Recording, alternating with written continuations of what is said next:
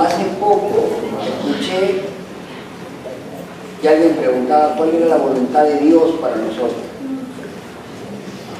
Y mucha gente anda pensando que la voluntad de Dios para nosotros son cosas materiales, ¿no?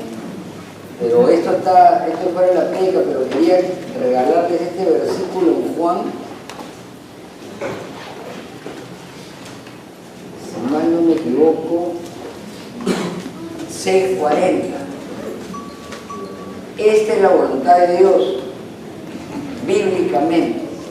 Miren lo que dice. Y esta es la voluntad del que me ha enviado. Juan 6:40. Que todo aquel que vea al Hijo y cree en Él tenga vida eterna. Y yo lo resucitaré en el día postrero. Alguien me decía el otro día que nosotros habíamos nacido en esta tierra. Él preguntaba, ¿no? Decía, en una charla que estaba escuchando. Usted se preguntó por qué ha venido al mundo. ¿Por qué naces? Como dicen algunos, que naces, creces, te reproduces y mueres, ¿no? Esa es la clásica. ¿Por qué nacemos y pasamos por tantos problemas y tantos conflictos si al final nos vamos a morir? Uno se pone a reflexionar. Pero en realidad, leyendo este versículo, uno llega a la conclusión que uno nace para que pueda tener la oportunidad de ir al cielo. Para eso hemos nacido. Así que ya saben, esta es la voluntad de Dios para cada uno de nosotros. Pero solo para quienes, para los que en Él creen. ¿Ok? Y tengan esa reflexión porque a mí me dio más esperanza, porque todos algún día vamos a tener que estar en la presencia de Dios, así que de esa no nos salvamos nadie. Cada uno escoge su destino. Voy a orar.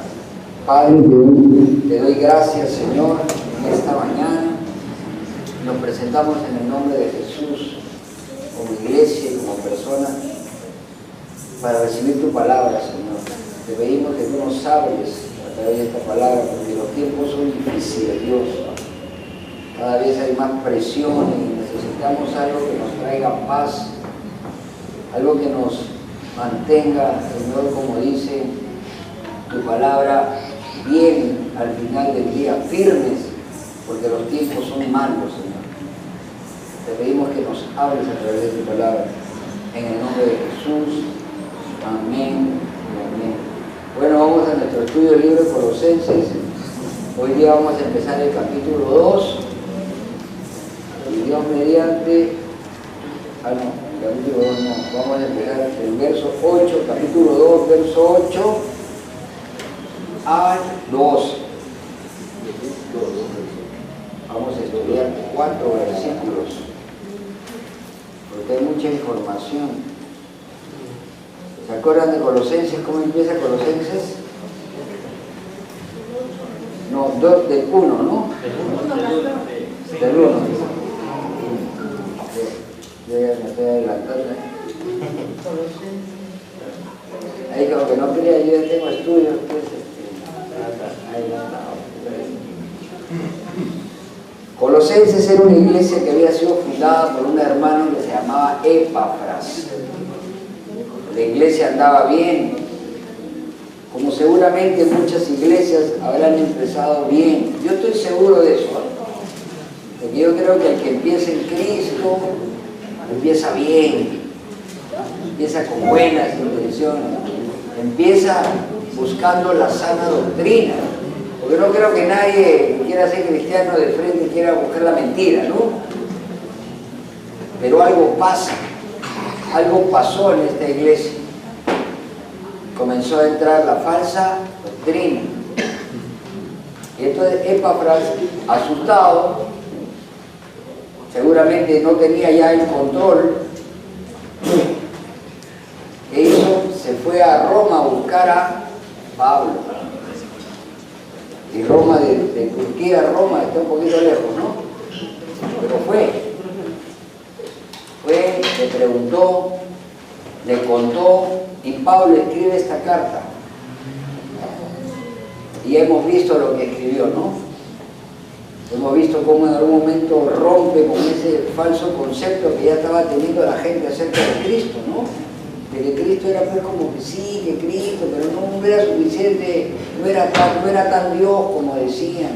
Pero nos explica unos versos adelante que Cristo tenía tres características. La primera, que era la imagen de Dios. O sea, si usted cree en Cristo, cree en Dios. Después de que Cristo era el que sustentaba el universo, todas las leyes físicas que unen nuestro universo las controla Cristo. Y una de las cosas nuevas que he aprendido es que nuestra galaxia se mueve a 70.000 kilómetros por hora. Va corriendo por la... Yo no sabía eso. Yo pensé que la galaxia estaba fija. Se mueve, a la vez el planeta da vueltas y todo, y tú estés parado acá y ni cuenta te haces. ¿Cierto? O sea, es tal... ¿Quién explica eso?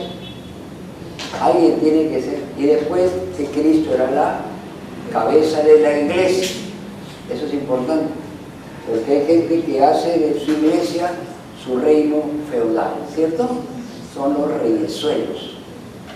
Hay que decirles papá, que ellos te acarician, que te obligan a que los obedezcas, porque si no estás en maldición. Yo creo que no es bíblico. Pero ahora, a partir del capítulo 2, ya vamos a ver 5 errores que se habían introducido en esta iglesia, ¿no? Pero vamos a estudiar en el capítulo 2, y uno de ellos era, un pequeño resumen, que habían entrado lo que eran las palabras persuasivas, o sea, como diríamos en nuestra jerga peruana, el floro barato había introducido, estaban convenciendo. Después otra herejía que había entrado era la filosofía, que también, y la psicología, que también lo vemos ahora, ¿no? Con expresiones que se usan en la iglesia, como por ejemplo, esa persona es tóxica. ¿Han escuchado eso? Mi relación tóxica. Eso no es bíblico, eso no hay. Pero qué bonito suena, ¿no? La tercera, el legalismo, que también lo vemos en la iglesia.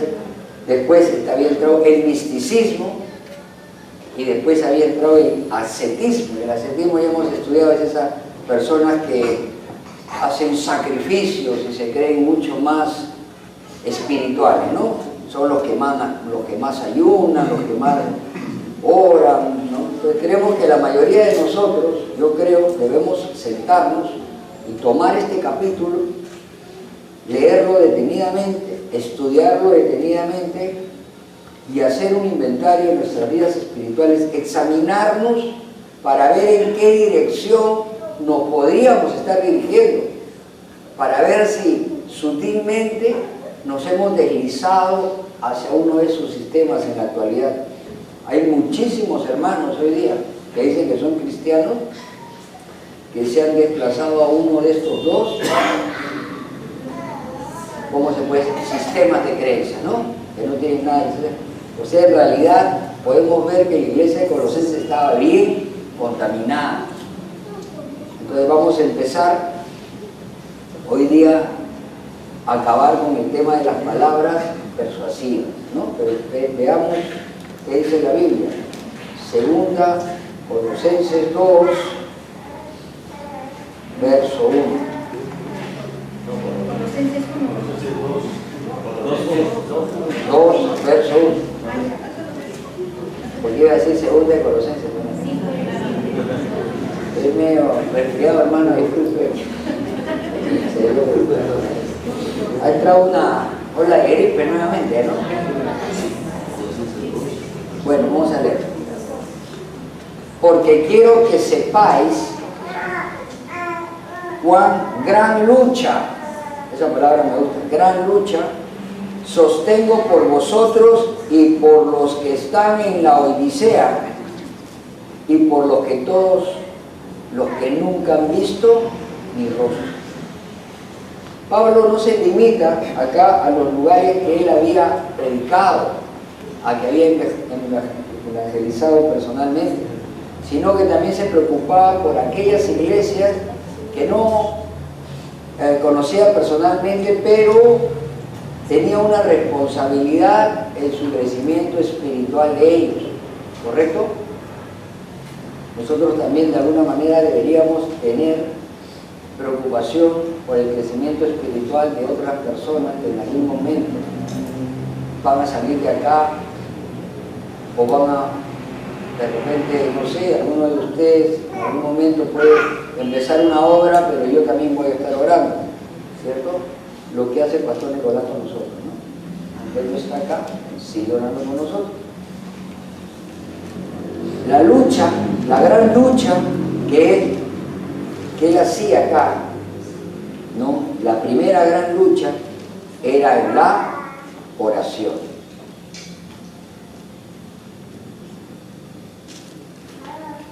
Pablo estaba peleando una dura batalla por ellos. Estaba orando. No los conocía, pero estaba orando. Ahora tenemos que recordar algo, ¿eh? ¿Cuál era el momento de la vida de Pablo? Pablo en ese momento estaba preso en Roma. Estaba esperando que le hagan juicio. ¿Qué emperador? Nerón. Qué miedo, ¿no? Que Nerón. Y lo más probable, y así pasó, era que iba a ser condenado a muerte. ¿Cierto? Pablo estaba luchando en oración. Pablo debería haber deseado, yo creo que en ese momento, ardientemente ir a Colosas en persona, poder enfrentarse cara a cara con los falsos maestros para refutar sus doctrinas y recuperar a los hermanos que se estaban desviando de la verdad, pero estaba preso. Se encontraba en una situación en lo único que podía hacer era orar. Lo que no podía hacer por sí mismo, se lo dejaba a Dios. ¿Cuál es la aplicación personal para nosotros? Cuando el tiempo, escuchen, la distancia y las circunstancias nos separan de aquellos que queremos ayudar, nos queda siempre esta manera de ayudarlos, la oración.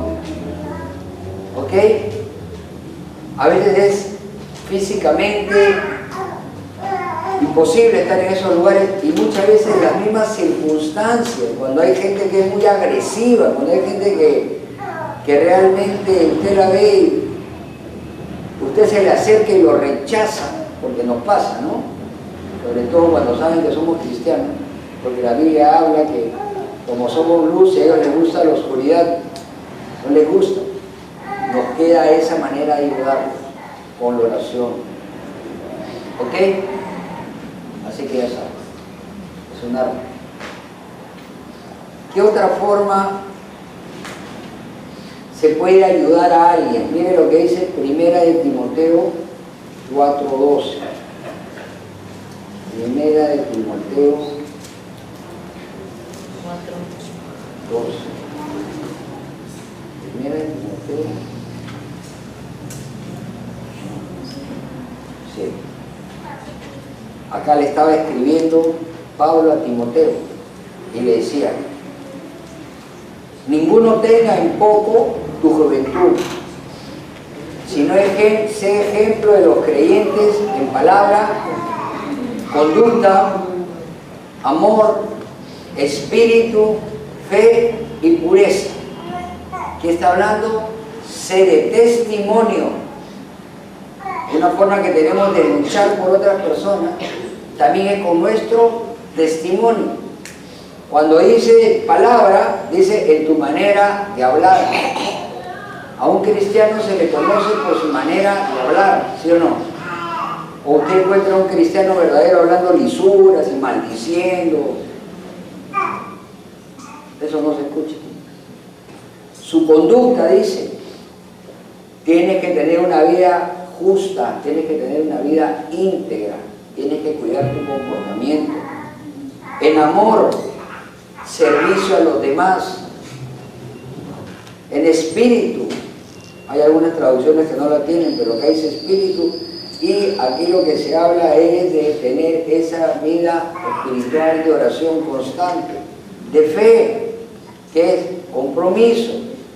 Y cuando le habla de pureza a este joven, le está hablando de su área sexual. ¿Ok?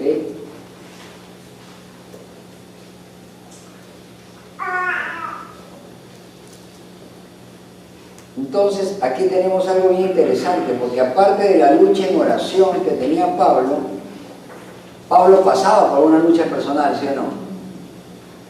La lucha que ya sabemos que al final terminó en una condena a muerte por el emperador. O sea, Pablo se hubiera podido evitar muchos problemas simplemente negando su fe en Jesucristo.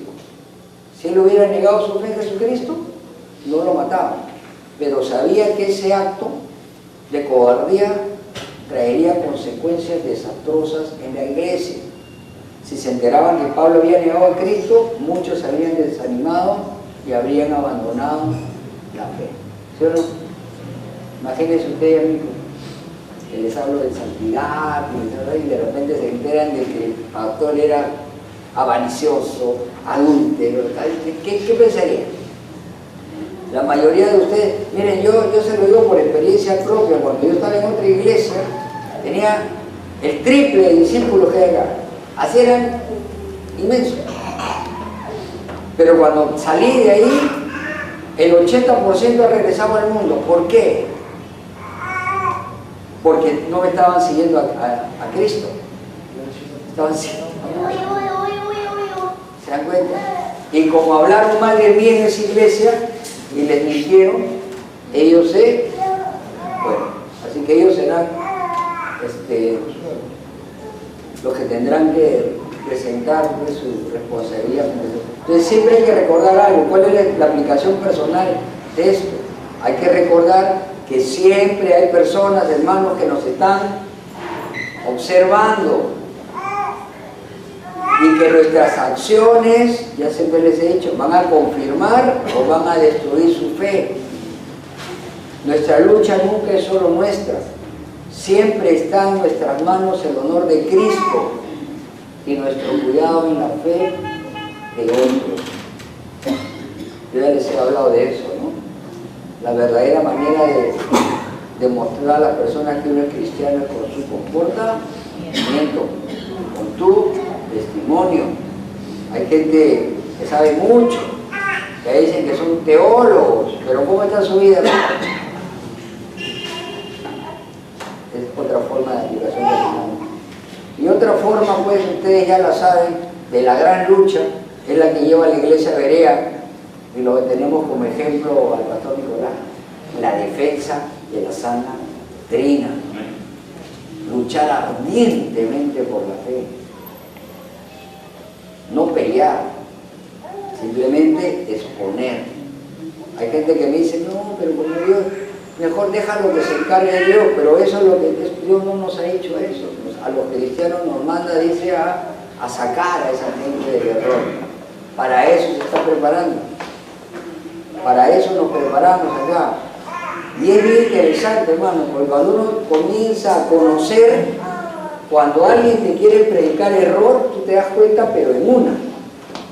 Hace poco me ha pasado. Y vas discerniendo por dónde quiere ir su manipulación de las escrituras, ¿no? Porque usan la escritura, pero la tuercen de una manera espectacular. Entonces aquí tienen ustedes las dos formas en que debemos luchar, o tres formas. La primera en oración, la segunda con nuestro testimonio y la tercera defendiendo el Evangelio. ¿Ok? Mira cuánta enseñanza se puede sacar de un solo versículo, ¿no? Vamos a seguir. ¿Cuál era el propósito de esta gran lucha de Pablo? Aquí lo tenemos. Dice en el verso 2,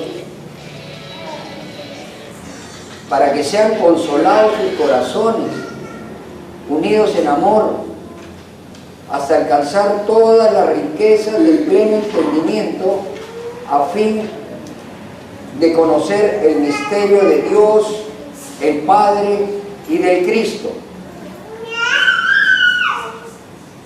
Entonces, ¿para qué oraba él? Primero, para que sean consolados en sus corazones, para que tengan ánimo, para que tengan fuerza espiritual, porque algo que necesita el cristiano, hermano, es ser consolado.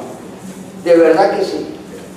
Por eso cuando yo leía la Biblia, cuando recién era nuevo en la fe, encontraba que el Espíritu Santo le decían el Consolador. Yo decía, pero ¿por qué le dicen el Consolador? ¡Qué feo nombre! ¿Por qué no dicen el gran poder de Dios? Y después que fui avanzando en mi vida espiritual me di cuenta de que el Espíritu Santo es una de sus funciones, es consolar. Yo cuando estoy abatido siempre le pido, Señor, dile a tu Santo Espíritu que me consuele, que me levante, que me ayude, porque no me gusta ya sentir, ya no es natural para mí estar desconsolado, abatido, preocupado, ya no. Cuando caigo en eso, porque a veces regreso, todos ustedes de vez en cuando, ¿no? Entonces comienzo a sentir algo que ya no me gusta. Entonces eso es lo primero que ora Pablo, para que nosotros seamos consolados en nuestros corazones. Ahora, ¿dónde vamos a ser consolados? ¿Acá o acá? Hay gente que cuando se habla del corazón en la Biblia, se toca acá el corazón. No, este es un músculo. Entonces no piensa, no tiene una función de bombear sangre. Pero el corazón, en el lenguaje bíblico, es tu mente, ¿ok? Tus emociones, tu voluntad. Mente, emociones, voluntad y conciencia. Ahí está tu mente, eres tú. Después dice la unidad. Qué importante. Él quería que estemos unidos ¿en qué? En amor. Cuando estamos unidos en amor, hace posible, ¿no? En realidad el amor es lo que nos une, no nos une la palabra, nos une qué tanto nos queremos. Por eso es importante interactuar unos con otros. Sus mejores amigos tienen que estar en la iglesia. Si usted quiere hacer un negocio, hágalo con gente de la iglesia. Porque nunca va a tener un mal rato. Dios nos junta. Es raro, pero es así. Tener éxito con la gente del mundo es bien difícil. Porque siempre están mirando sus intereses. Pero cuando uno es cristiano, entonces está viendo que Dios te está mirando. Él es consciente que no puedes hacerle trampa a la persona con la que le has dado tu palabra. Que si estás trabajando, no estás trabajando para Él, estás trabajando para Dios. Te cambia tu manera de ver las cosas. No vas a ser deshonesto con las cuentas, ni vas a tratar de sacar provecho.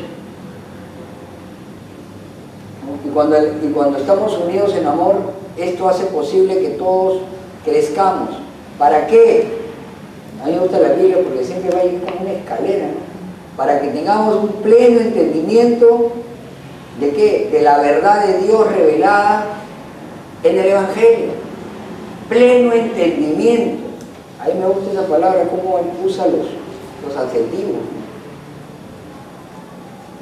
Debemos conocer, debemos entender bien la palabra. ¿Por qué? Cuando entendemos bien la palabra, ¿sabes qué pasa? Tus dudas y tus debilidades son eliminadas. Mientras más conozco a Dios, más confío en Dios. Y al confiar más en Dios, me someto más a Dios y más paz tengo. Hay momentos en que Dios me ha estrujado de tal manera que yo he dicho ya, pues, ya, me rindo. Por eso yo creo que cuando uno levanta las manos, para Dios es como decirlo, me rindo, ¿no? Cuando te dicen arriba las manos, que van a saltar, levanta las manos. Bueno, yo creo que por eso también uno cuando levanta las manos, que diga, Señor, me rindo. Ya no puedo más. ¿Qué me quieres enseñar? ¿Por qué? Yo te sirvo, yo predico, yo no hago esto, y me estás así, ¿por qué? En un momento te das cuenta, tú tienes que preguntarle a Dios por qué. Pues, Dios te amo, pues ya, te rindes. Y el misterio al que se refiere Pablo acá al final, que dice, a fin de conocer el misterio de Dios Padre, es bien fácil. El misterio es que Cristo es Dios mismo encarnado. Hay gente que no cree eso. Hay gente que pone a Cristo en un nivel diferente que Dios, pero la Biblia nos muestra que es el verbo hecho carne. Así que si usted cree en Cristo, cree en Dios. Vamos a avanzar.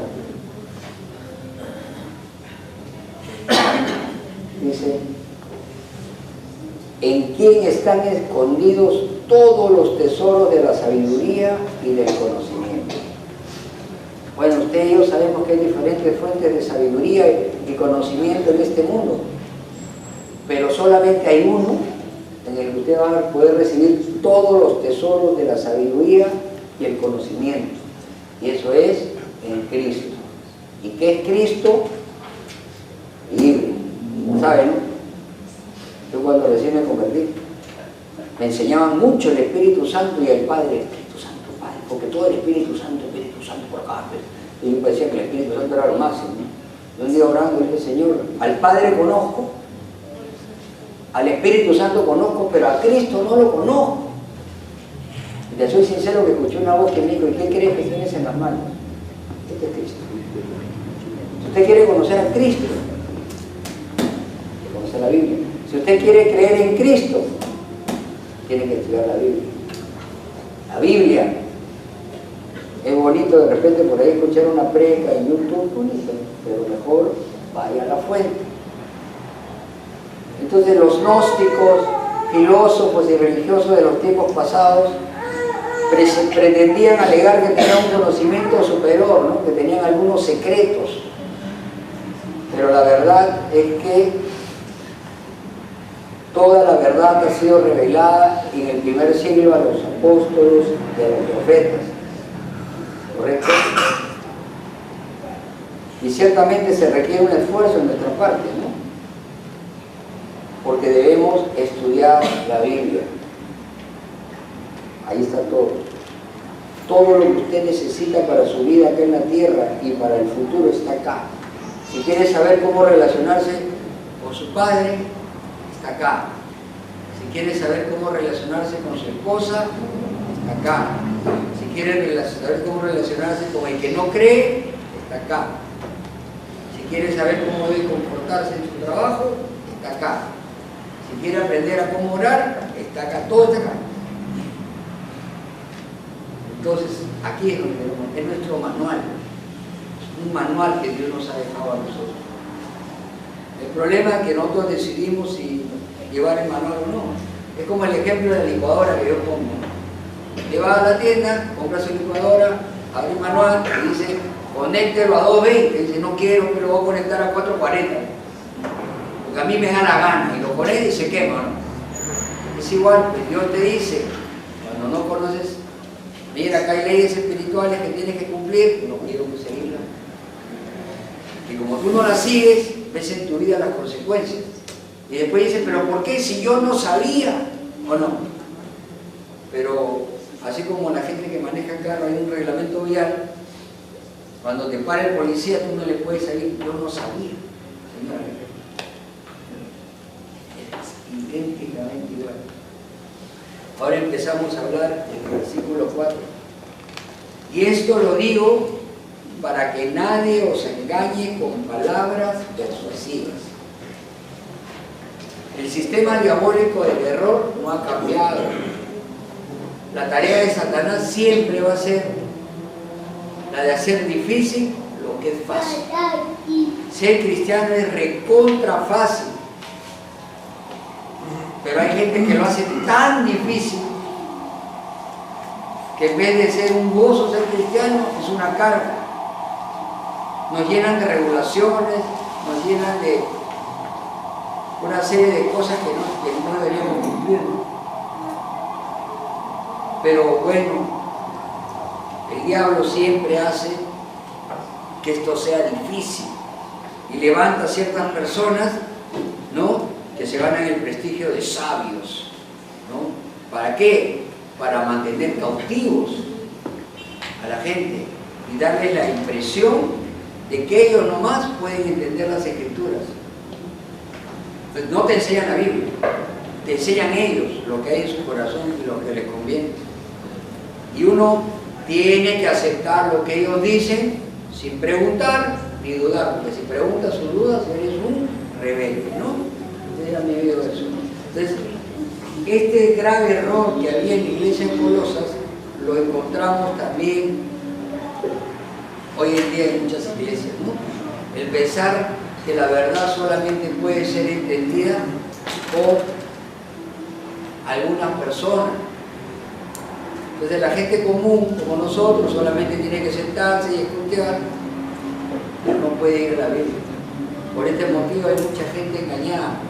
No es que no puedan entender la Biblia, sino que creen que no la pueden entender. ¿Cuántas veces me encontré con gente que dice, no entiendo? Yo no entiendo, ¿cómo tú lees y explicas? Es que me esfuerzo. Una cosa, a Jesús no dijo lea las escrituras, dijo escudriña. Hay gente que me dice, me he leído 3 capítulos de la Biblia hoy día y yo leí un versículo, pero me he demorado 1 hora. ¿Quién cree que recibe más conocimiento? El que estudia. Hay muchos hombres elocuentes y astutos, hermanos, que están enseñando falsa doctrina.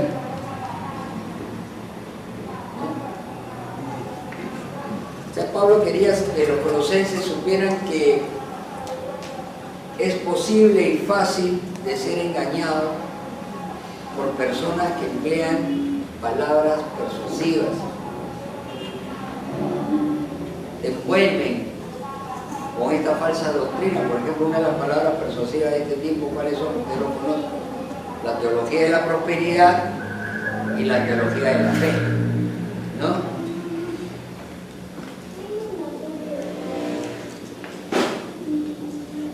Entonces, Pablo ahora va a empezar a partir de acá a tratar el asunto de la filosofía, de las palabras persuasivas. En muchas iglesias nos consta la filosofía y la psicología han sustituido a la Biblia, ¿sí o no? Vamos a estudiar el liderazgo de John MacArthur. ¡Pum! Te meten eso.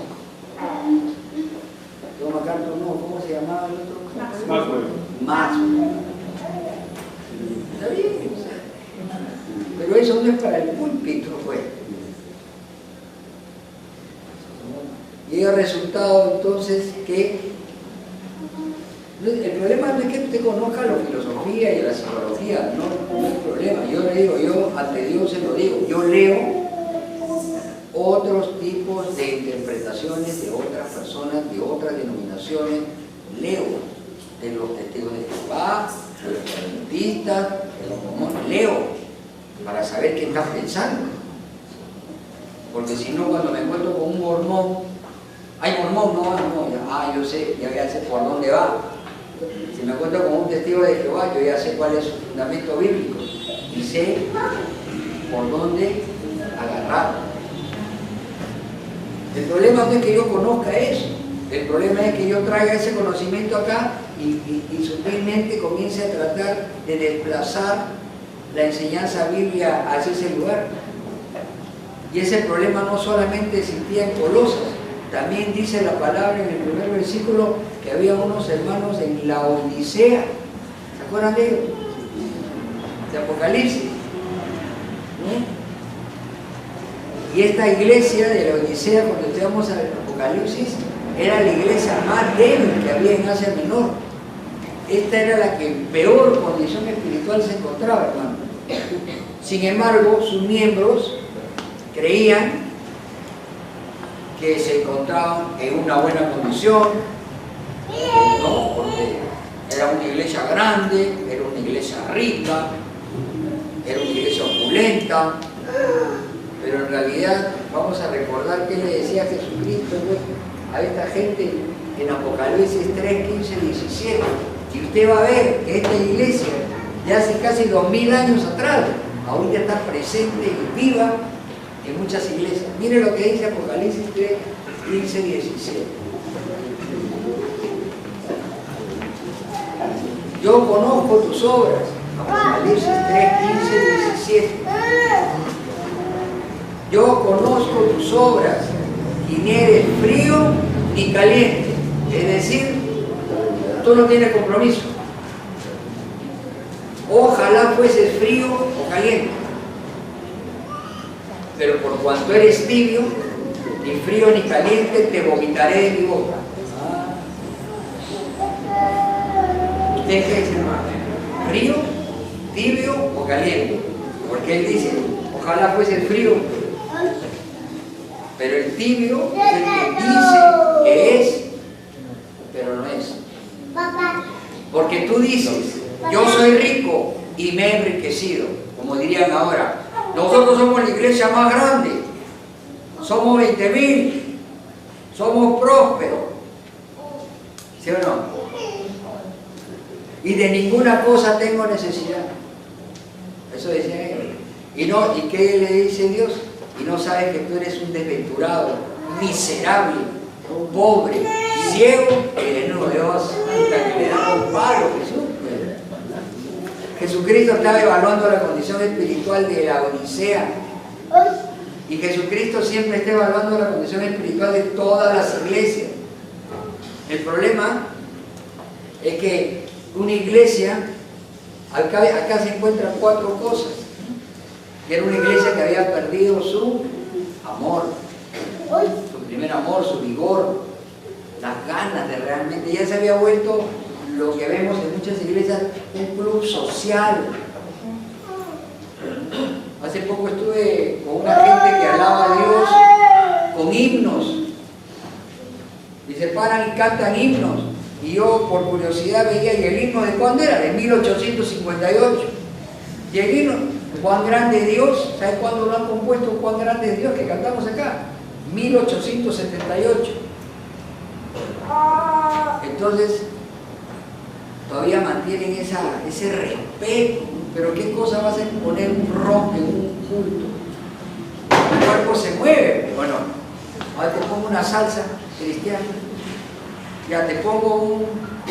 ¿Cómo se llama esta canción que canta Iván Cruz? ¿Ah? Te pones a llorar recordando a la trampa. Te vas a estar pensando en Dios. Es así, hermano. Porque la música tiene lenguaje.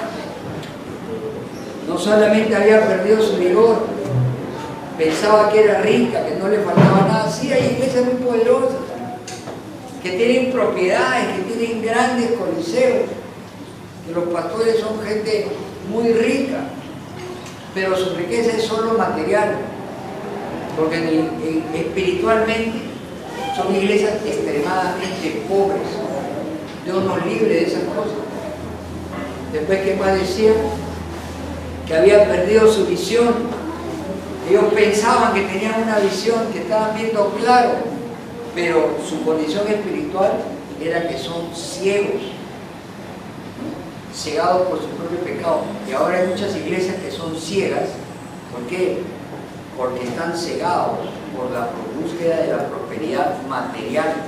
Y al principio, ese versículo que yo les he dado de Juan 6:40, que no estaba preparado para esta predica, era para que usted ya sepa cuál es la voluntad de Dios. Y al final pensaban que estaban bien vestidos, pero en realidad Cristo le dice que estaban desnudos. ¿Desnudos de qué? De santidad. En estas iglesias, hermanos, ahí el pastor te deja hacer lo que te dé la gana, con tal de que pongan. Mientras pongan, todo está bien. Entonces, esta iglesia se parece a la mayoría de las iglesias hoy en día. Están totalmente perdidas. Y lo más triste que a mí me da es que la gente que está ahí no se da cuenta. Qué tremendo. Entonces Pablo les advertía que no se dejaran engañar por palabras y argumentos persuasivos. Cuando te engañan te están convirtiendo en una víctima, ¿cierto? Esa gente que está engañada son víctimas. Porque cuando a ti te estafan, te engañan y eres una víctima. Es lo mismo. Y todas esas palabras persuasivas siempre están acompañadas pues, de una oratoria elaborada y agradable.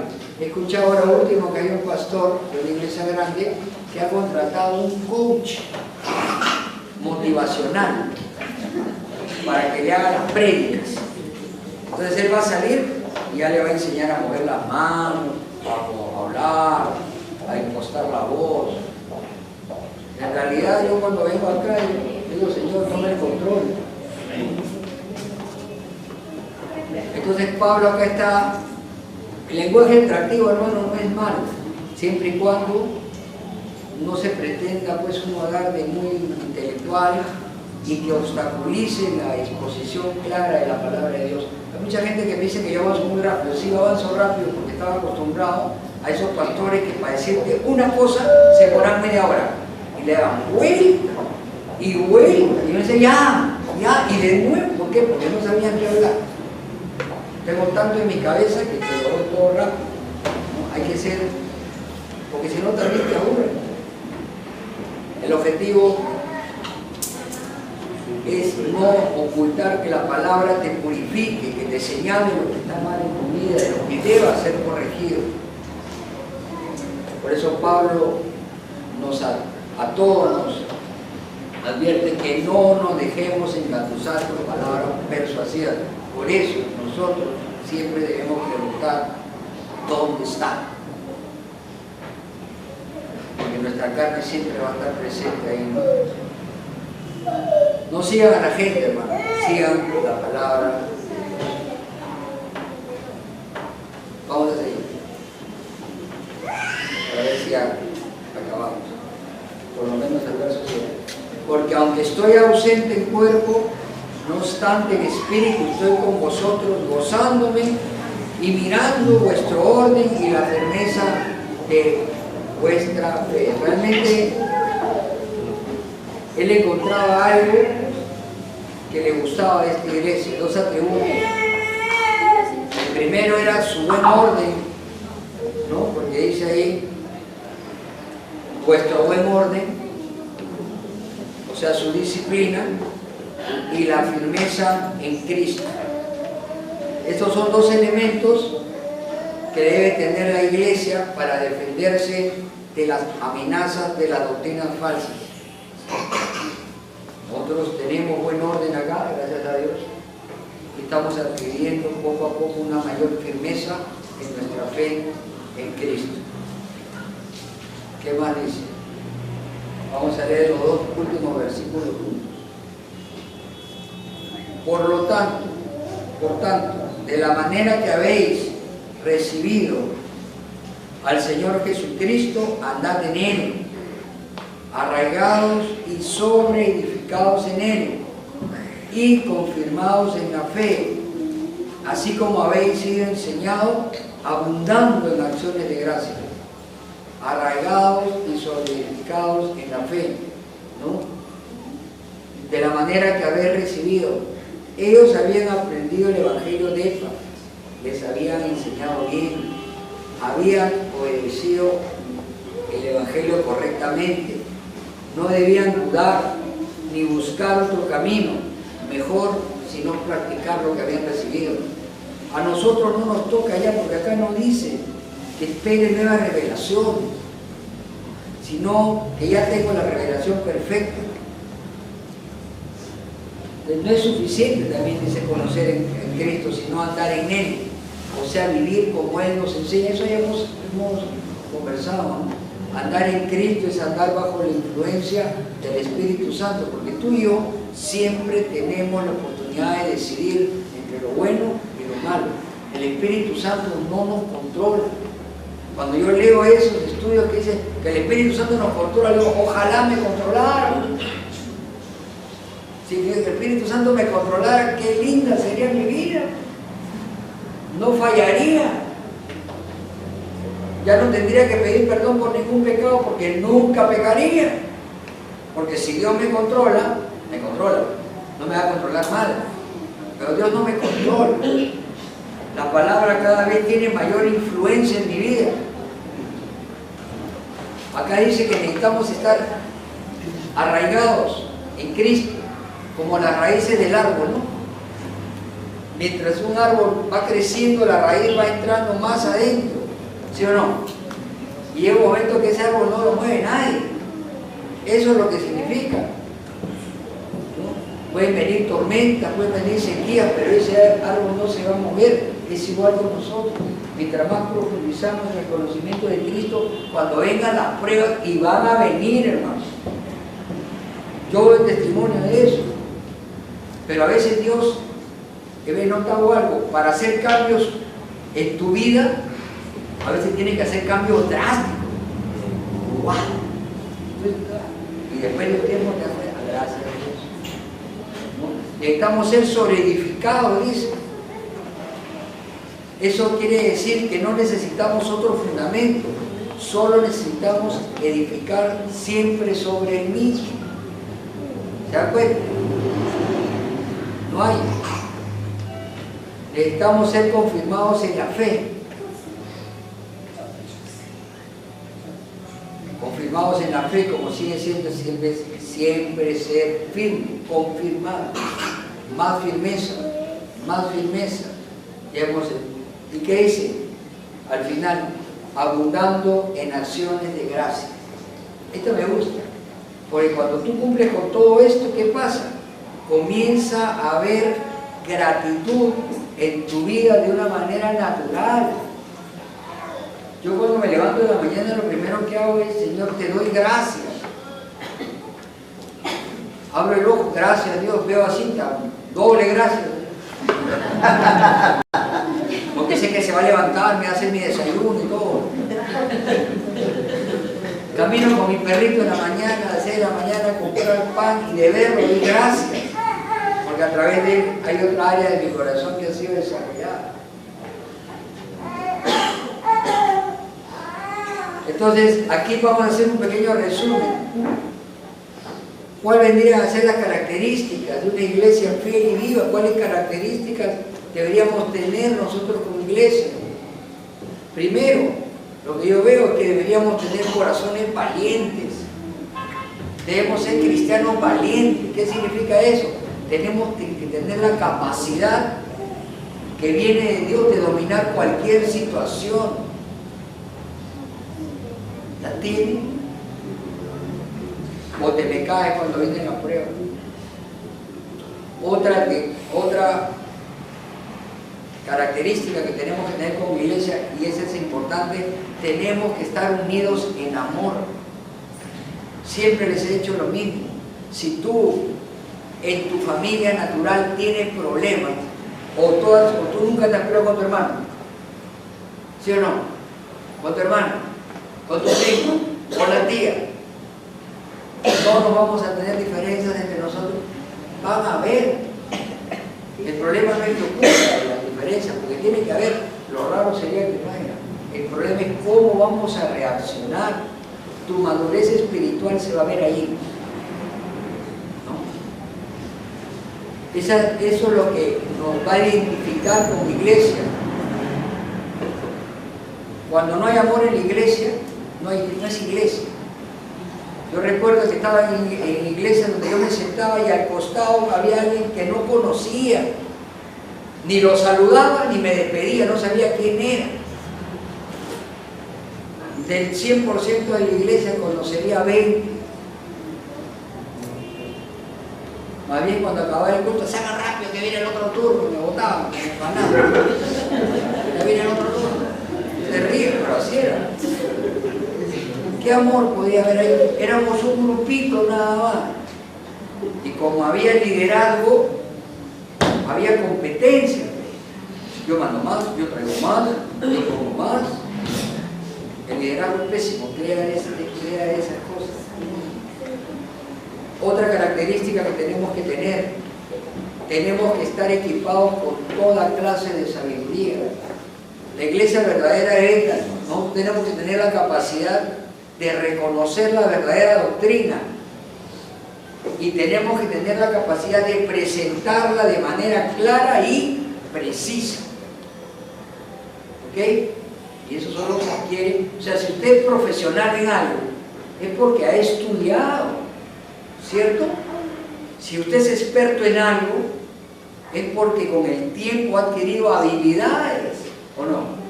Ahora, si alguien viene a mí y me dice: Salvador, ¿cómo hago para operar una vesícula? Yo no voy a decir nada, porque soy un ignorante, pues. O me voy a dar de médico y lo voy a abrir al pato. Lo mato. Lo mato. Pero hay gente que cree que se la sabe todas. No sé, cuando usted no tenga la respuesta, cuando alguien le pregunta, yo le voy a investigar.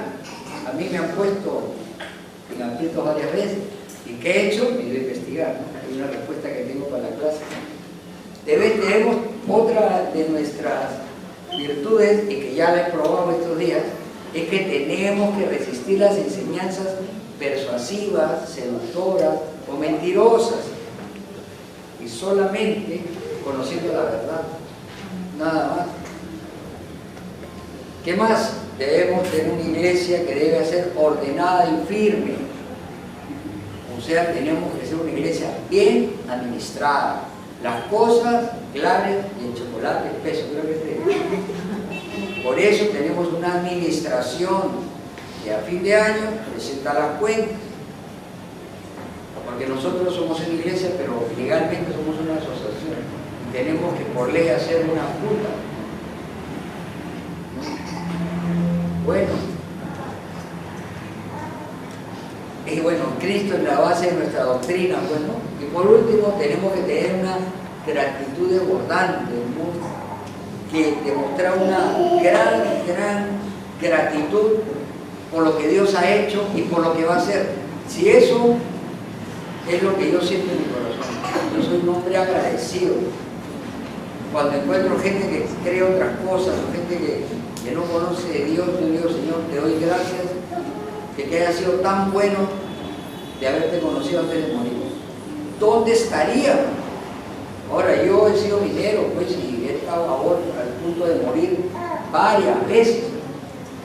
Morirme, o sea, sí, congelado, ahogado, me he dado vueltas de campana en carro, me he rodado de cerros, y acá estoy, un poco siniestrado.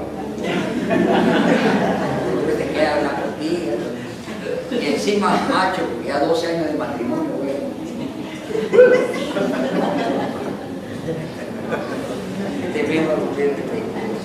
Así que esto es lo que quiero hoy día compartir con ustedes. Vamos a ponernos de pie, hermano.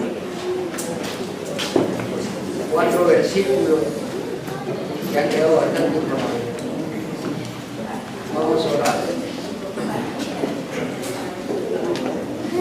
Señor, te damos gracias por tu palabra. Te pedimos en el nombre de Jesús que nos muestre la importancia de la oración, porque muchas veces la subestimamos. Creemos que es necesaria nuestra presencia para que tú hagas un milagro. Pero a través de la parábola del centurión, que mis hermanos pueden revisar ahí, el centurión solamente decía, di la palabra. Nosotros debemos seguir ese ejemplo. Te pedimos desde ya, Señor, que hagas un milagro en ese evento que vamos a hacer el 15 de diciembre. Es un lugar difícil, es un lugar donde la maldad ha sobrepasado niveles que para nosotros socialmente no conocemos.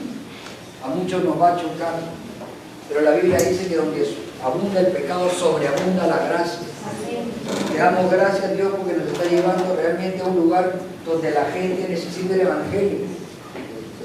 Porque si bien vamos a llevar un poco de alegría, un poco de provisión material, Dios ha puesto en nuestros corazones que vamos a llevar la salvación, Señor, el Evangelio verdadero, para que esas personas puedan ser liberadas.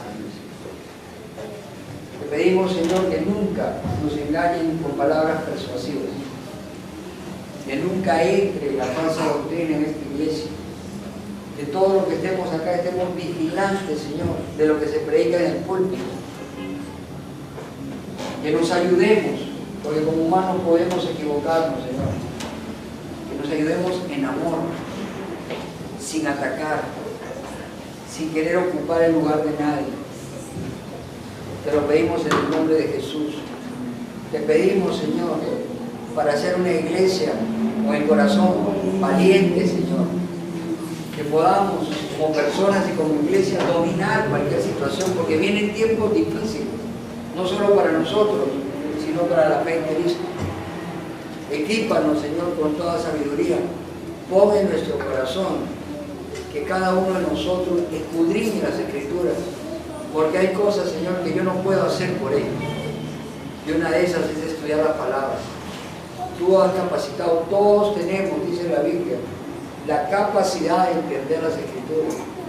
No interesa el nivel cultural, social ni intelectual. El Espíritu Santo es el que nos enseña. Te lo pedimos en el nombre de Jesús.